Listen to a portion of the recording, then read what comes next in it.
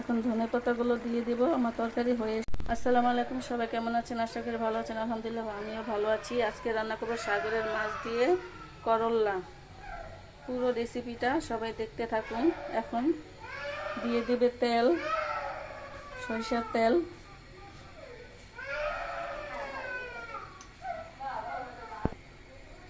এখন দিয়ে দেবে পেঁয়াজ কুচি, সাথে কয়েকটা কাঁচামরিচ,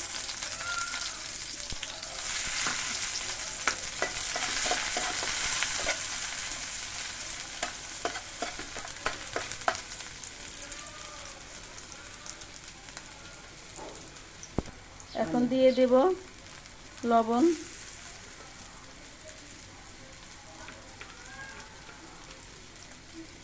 মরিচ, হলুদের গুঁড়ো, মরিচ,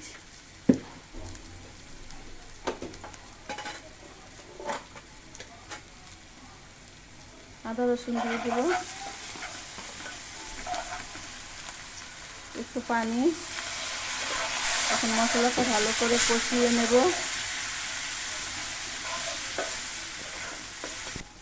মশলাটা কষানো হয়ে গেছে, এখন দিয়ে দিব মাছগুলো। মাছটা একটু নেড়ে চেড়ে কষিয়ে নেব।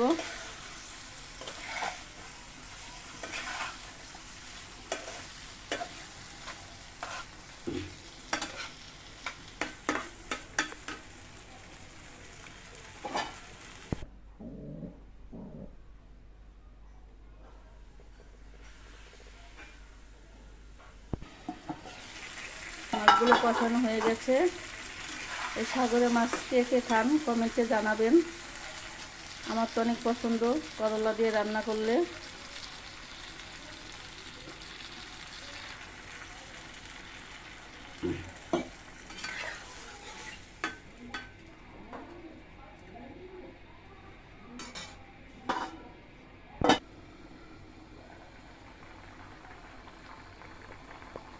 এখন করলাগুলো দিয়ে দেব। বাসায় ট্রাই করে দেখবেন কার কার ভালো লাগে। অবশ্যই লাইক কমেন্ট শেয়ার করবেন, সাবস্ক্রাইব করবেন। এখন করলা দিয়ে দিয়েছে, মাছগুলো বেশি নাড়া দেওয়া যাবে না, তাহলে ভেঙে যাবে।